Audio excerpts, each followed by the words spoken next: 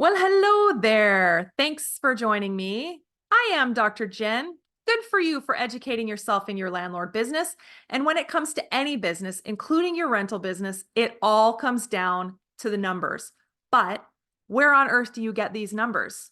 Well, there's all kinds of places that you can get the numbers, mainly research.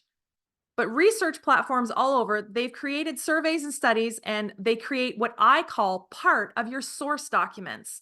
A source document is what I use in my credibility package for properties. It's also what I look at when I'm doing due diligence, when I'm looking for investors. I cite a statistic of some kind, and the source of the citation is, guess what? The source document. In today's episode, I'm going to review one of the many source documents I use. This one in particular is put out by the Canadian Mortgage and Housing Corporation. And this is the 2023 Canadian Rental Market Report. So a look back at what 2023 was all about, and then a look forward, 2024, a rental market outlook, updating, looking forward. And I'll compare that at the end of the episode as well. So as much as I wanted to get this report out, there have been so many guests approaching me to do the show. It kept sliding to the right, kept sliding to the right. Well, then it slipped until April. And then I got an email from CMHC saying, hey, we have this outlook coming out on May 1st. So great. I have delayed recording this to include that as well. So I'm going to go over both today. So here's how the episode will go. We'll talk about the study itself, like the makeup of the study, then the summary of the findings, and then what on earth do we do with all of this? Let's jump into the framework of the study. This study is called the Rental Market Report, dated January 2024, published by the Canadian Mortgage Housing Corporation, also known as CMHC. You can find this study on the CMHC website, or I have it on mylifeasalandlord.com. Actually, I have both studies today. I have the one looking back at 2023, and then I have the rental market outlook for 2024. I have both on this episode for you to look at yourself at mylifeasalandlord.com. Either way, you can check it out as I review. And the survey has hyperlinks in the PDF. So if you do review it yourself, you can jump around pretty easily, especially because you're going to see this study is set up. This study is set up by location through Canada. This is pretty interesting. And the US surveys are not like this, but the one in Canada really is. I like it. So Canadian Mortgage Housing Corporation also did research with their chief economist, Bob Dugan, and he's done a lot of research for them over the years, which is great because, again, you're getting credibility because these researchers are very in tune with what they're studying and the results that they're providing, which is pretty cool. So when I receive a study or some kind of results, this is the doctorate study, the doctorate student in my head going that I've got to get nerdy about the research, but that's what I'm doing. So let me get through the nerdy part and then we'll get into the results. Okay. When I receive a study or some kind of results that I would call a source document, I always look at who is doing the research and who is paying for it, because this gives me a perspective of the lens that the study was created. This may not be part of the research bias per se, but it allows me to understand their perspective, because who is paying for the survey and who is paying for the employment of the people doing the survey gives me perspective on who's doing it. So CMHC is it's an independent company, but people like me use their results. So I'd like to think that their research bias is pretty low, but let's see.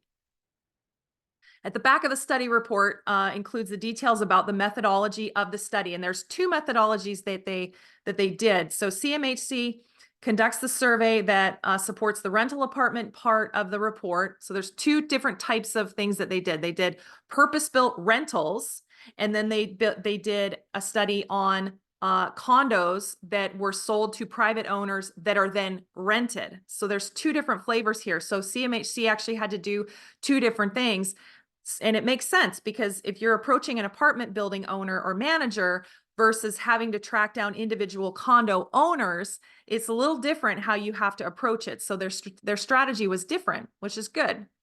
Okay, so where were we? CMHC conducts the survey that supports the rental apartment. So apartment buildings and apartments, purpose-built apartments, they did this part of the report in October of 2023.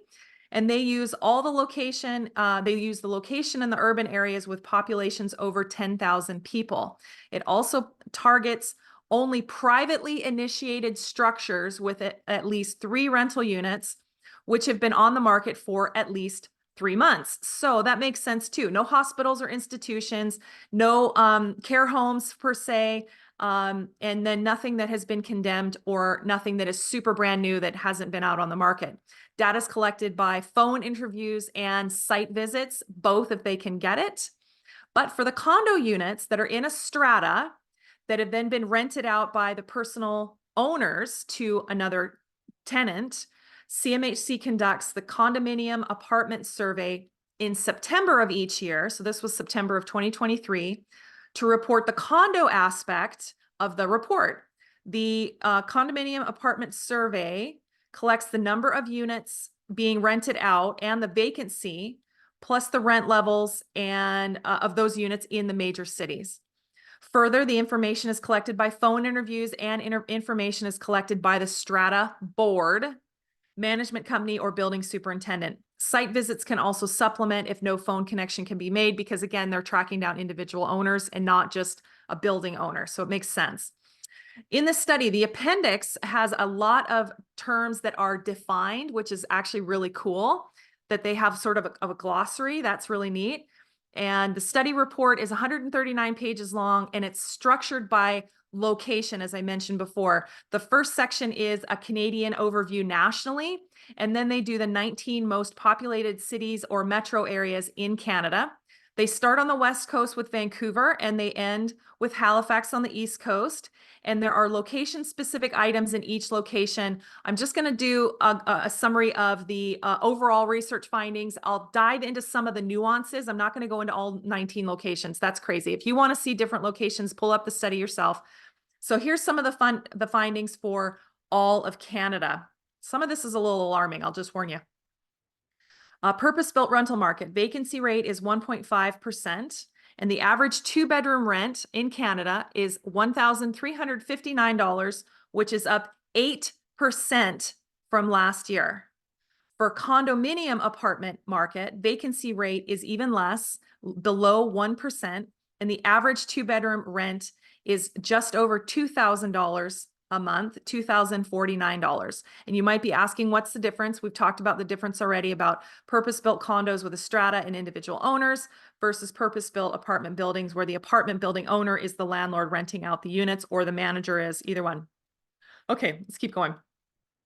Vacancy rate on a national level went to a new low of 1.5%, and the average rent growth reached a new high, which anybody who's taken Economics 101, the supply is low, the demand is high, the prices are going to go up.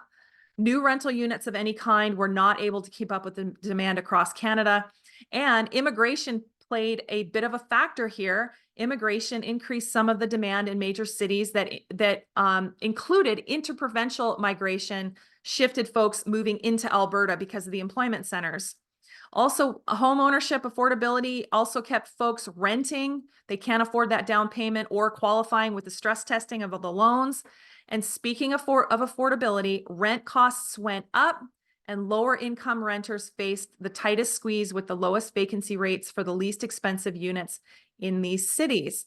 Now, as rent costs increase, so too do insurance and property taxes for the owner, and mortgage interest rates are higher than this generation can recall, all leading to landlords wanting to increase rents as quickly as legally possible. And it's tough though, because at some point landlords have to reach a situation where they have saturated what the market can bear, meaning their tenants cannot pay without leaving. Like if you keep increasing the rent, the tenants are going to say, you know what, I can't afford that. They're just going to leave. And this may be why there seems to be some renters moving around a bit, but there are lots of renters who are staying put within provincial limits with rent increases. I know BC is limited on what you can do in other provinces as well, but it depends on where you are. In fact, most major cities in Canada saw a turnover rate decline for the second year in a row, meaning people don't want to move. Even if they have to take a bit of that rent increase it's cheaper than them moving to a new apartment. They have to pay for the move, and then they have to pay the new market rent at the new place. And so they're just cutting their losses and staying put. Okay, so let's talk about what turnover is. And many of you are landlords. I'm just going to briefly go into this. Defining turnover in the study defines it on page 7. A unit is counted as turned over if it was occupied by a new tenant who moved in during the past 12-month survey period.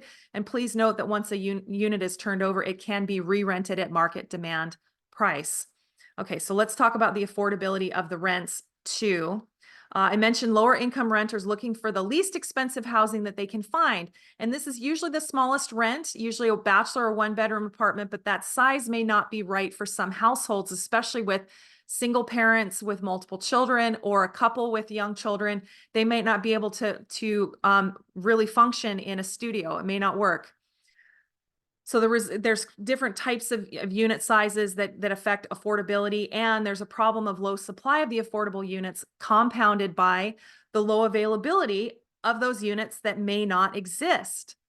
So the survey notes that the rent growth in 2023 outpaced inflation, which they noted was 4.7% in 2023, and wage growth, which was only 5%, meaning the rent payments, which on average went up 8% nationally, on average, rent payments have declined in affordability, meaning renters are getting squeezed. Vancouver remains the tightest rental market in the study when it comes to major cities, of course. Even more interesting, Toronto's housing supply compared to last year is actually negative, meaning they lost net units. So even if they brought on some new apartment buildings, they must have lost apartment buildings or had some condemned or converted. Their net supply is actually negative, which is very strange.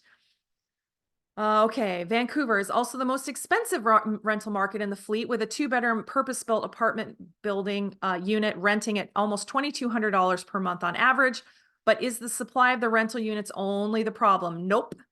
Demand is higher than ever. Contributing factors include immigration from outside of Canada, including employment growth for folks just leaving the households between 15 to 24 years old, and they have a higher overall tendency to rent due to low affordability of home ownership. So they're leaving the house, they're leaving their parents' house and probably going to school, or they're getting a job on their own, but they're not buying anything because they're so hard to buy a new home, a new to them home. And so they're having to rent. And so they're jumping into this too. So the demand is going up as well. So between immigration, which can be stemmed from international students coming in, we'll talk about that in a minute. But there's much more detail to the findings that I just summarized, and lots of data in the form of charts, tables, and footnotes. And then the study goes into the city-specific data for the following locations. So remember, it starts on the west, ends on the east. And here's the cities that are included. Vancouver, Victoria, Edmonton, Calgary, Saskatoon, Regina, Winnipeg, Hamilton, Kitchener, Cambridge, Waterloo is one. Windsor, St. Catharines, Niagara, London, Toronto, Ottawa, Gatineau, Montreal, Quebec, and Halifax. Now, I'm not going to review all these, but if you want to, please dive in, take a look at this. But Vancouver, lots of students in Vancouver, as I mentioned. CMHC notes that international students are flocking to Canada and that they have to have somewhere to live also, which is likely why the vacancy rate is super low and the prices of apartments are the highest in Canada because demand is so high. And at the end of each city location, including the one for Vancouver, there is a map with a geographic location that CMHC calls zones. And then there is a list of of zone descriptions of how they collected the data in each of the zones based on those geographic locations, which is pretty cool. Each location has this, so all 19 locations has this map. And but if you're a landlord like me, I'm not exactly in Vancouver. In fact, I'm nowhere near Vancouver. I'm 2 ferry rides away. My Canadian rentals are in Paul River. And there are 2 things you can do if you're not near a major city in this study that can help you figure out the extrapolated data where you actually are. One, you can go to your provincial study. In this case, for me, it's British Columbia. BC Housing has a rental study that they put out annually, and that's another source document that I would use. So if you're in Manitoba, Manitoba very likely has a housing study that you can use, or it's something named similarly to that, but there is a provincial version of that in most cases, or territorial. So each province or territory has something similar. But sometimes the provincial studies don't go into enough detail for your rural location. And so you've got to think about the second thing that you can do. You can call your local realtor agency or a property management agency and ask them how to figure out the local vacancy rate using the nearest major city. Now, sometimes your provincial or territorial, they'll have like a bit of a thumb rule.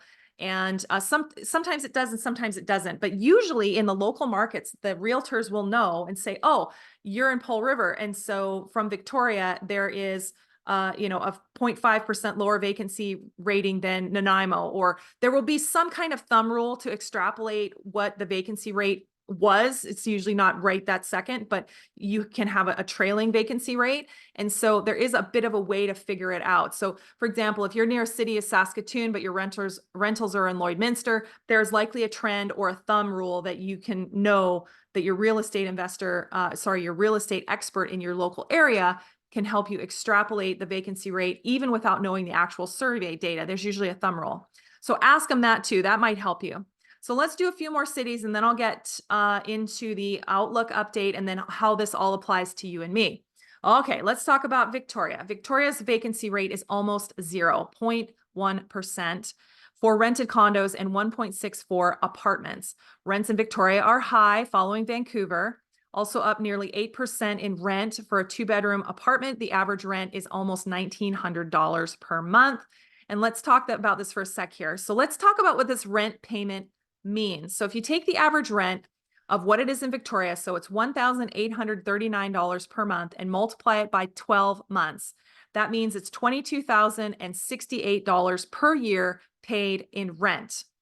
So if the average person works 50 weeks a year, 40 hours a week, that's 2,000 hours worked per year. So let's calculate this. If you're paying $22,068 per year in rent and you're working 2,000 hours per year, if we divide that yearly rent by the yearly hours, it will tell us that per hour worked is $11.03 towards rent per hour. Yikes. Talk about a decline in affordability. Wow. Anyway, if that calculation snowballed, you just back it up. Okay, Calgary and Edmonton saw lots of folks coming into Alberta for strong wages. Both areas of vacancy rates are between 2.5% and 1% in Calgary. 2.5% vacancy is in Edmonton. Edmonton's rent is much more affordable at just under $1,400 for a 2-bedroom apartment compared to Calgary's just under $1,700 for the same. Many other cities included in the study, Regina, Saskatoon, Winnipeg, Hamilton, they all have a similar story about vacancy rates, high rents, high demand. Interesting that several locations have no stratas, at least none reporting on the survey. So they only have purpose-built rentals. They don't have any condos in those locations, which is interesting. London, Ontario was also interesting with super high demand for rented condos. Vacancy rate was almost zero, and payment for a 2-bedroom is over $2,000. Same is true in Toronto.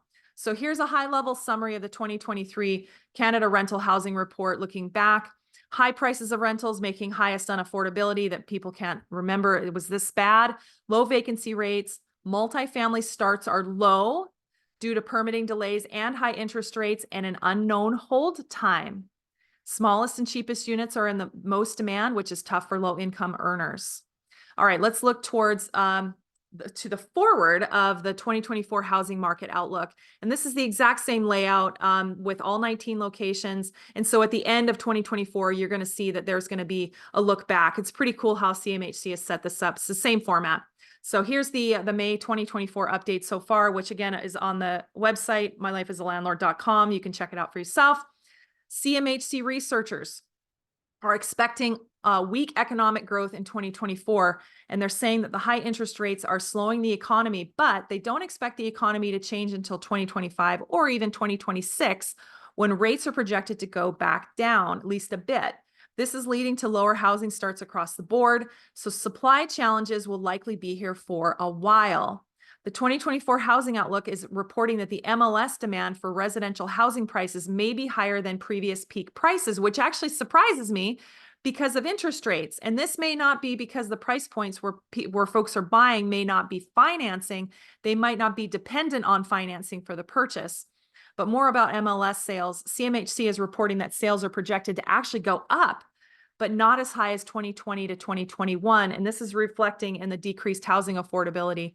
Wow. So looking at the rentals going into 2024, there are rental builds that are completing, but despite the increased supply, the overwhelming demand for the rental will not be met this year. There's no way they're going to make it. Rents will continue to rise and vacancy rates may fall even lower. And I suspect that will be the case when we do the 2024 review next year. So there you have it, the 2023 look back and the spring 2024 look forward for Canadian rentals. But what do these findings mean for you and me as landlords in Canada, and why does this even matter? Okay, so if you're a longtime landlord and your properties are stabilized, you might be considering if now is a good time to sell, or you might be considering taking out some equity of your properties, maybe due to some work or some personal needs or whatever, but it might be difficult because of the high interest rates that you're going to end up paying. So even if there is let's just say for an example, this is what's happening in Pearl River. So I'm going to talk about that. So if there's a 150 unit purpose-built rental building under construction in your small town, like my city of Pearl River, why do I need to apply these fundings to me and my situation as a landlord? So here's how this all applies to you. Yes, you as a landlord, you might consider for your actual units. Vacancy rates are low, but it depends on what your location and your unit sizes are. Rents are high, but it also depends on what kind of rentals you have. Do you have a single family home or a condo that you're renting, or do you own an apartment building? Demand is high for rentals in general, harder for people to buy. So you're going to see high wage earners who would normally be buying housing will likely continue renting for a while, which will which will lead to turnover being low, people staying longer, which means rents will remain lower, which means rent increases must be part of your program as a landlord. They have to be. I'm sorry to tell you that. You have to keep your business going. So if you're seeing an apartment building built in your local market and you're concerned about the flood of supply and how it will impact you in some way, let's talk about how you can approach this. So let's talk about what types of units are being built in this apartment building, and are they comparable to what your units are? They might be, they might not be, I don't know. What are the prices that the new units will be offered at once they're ready for occupancy? Let's say the new rent levels of the units, which are likely higher than your rents. Remember, these people just came off construction, so they're brand new units and they have got to cover their payments and their expenses. So the rents in the new building will very likely be higher if they're comparable. Think about your rental screening criteria. You usually use 3 times gross income compared for the rents. So if somebody is going to rent one of my units for $1,000 per month, the potential tenant would have to make at least $3,000 per month to meet the income qualify for that unit. That sounds pretty reasonable. Sometimes between 2 and 3. I usually go to 3. But let's go further. $3,000 per month means that you're paying if you're looking at this $1,000 per month rental unit, which means the potential tenant has to earn at least $3,000 per month, that means that they have to earn at least $36,000 per year. And again, at the 2,000 hours per year worked, that means they have to make at least $18 per hour to be able to qualify for your $1,000 rental unit. Okay, now follow me here. Keep going. However, if the new apartments, let's talk about the new apartments that are just coming online in your local area, the new apartments that are same size, comparable to your unit, let's say the new unit rent is $2,000 or even $2,500 per month. This is not out of the question here. $2,500 per month. This is reality due to market construction, holding costs, and it's a new unit. So let's use $2,500 per month. Let's just say it's exactly the same unit as yours, only it's newer. Okay. For a tenant to qualify for that unit using 3 times the income multiplier, they have to make at least $7,500 income per month, which is $90 per year or $45 per hour. Do you see the difference in the tenant wage earning in the apartment building that you have versus the new apartments, right? So let's say your tenant is working at for $18 at Canadian Tire. They're not likely able to qualify for one of the new apartments getting built in your backyard. It's not the same thing. You're going to have a new genre of people coming in to take those new units. Now, what will likely happen is the new apartments come online, the supply for rental housing goes up in the collective rental fleet in your area, And there will be some shifting around. There will be folks that are going to leave the single family home or an apartment to go see the new units, to go try the new units out. And that will happen. You are going to have some shifting around. So what you might have is you might have a bit of turnover in your units, which might be a ripple effect as a result of bringing on the 150 new apartments. But will that new building answer all the demand in your area? Very likely not. But the key here is to know your units, know your rental area, and what's happening in the areas around your rentals. So if you're a remote, self-managing landlord, you may not know that there's a new apartment building that is the exact same size with better amenities in your units being built. You may not know this. But while the apartment building may not be direct competition for you and your units, it may cause a shuffle in folks where they are living for the next 1 to 2 years as that building becomes stabilized. Now, only I say if you need some refinancing, even at the highest interest rates, you need to be educated on what is going on in the national, provincial, territorial, state markets, what is happening in your local area regarding your rental market. Your lender's going to want to know that you're aware of these changes, and which is why you need to educate yourself on reading source documents like the study I went over today. There are lots of reasons why the CMHC findings can help you in your landlord business, and I'm so happy that you joined me today as I walk through the 2023 look back and the 2024 look ahead in the Canadian rental housing, and then the summary of all the findings and how we all use this. I highly encourage you to take a look at both of the PDFs of these studies on mylifeasalandlord.com, especially if you want to know more. If you enjoyed today's show, the biggest compliment you can give me is by leaving a review so the people who need my podcast can find me. Join me next week for episode 76 for a guest who has a legal background that is hard to beat. Ernie Garcia is an accomplished Texas real estate attorney, and he's here to talk with us about fees a landlord should charge, but sometimes don't. Remember, you don't have to be afraid as a landlord. You just need to educate yourself. I'll see you next week.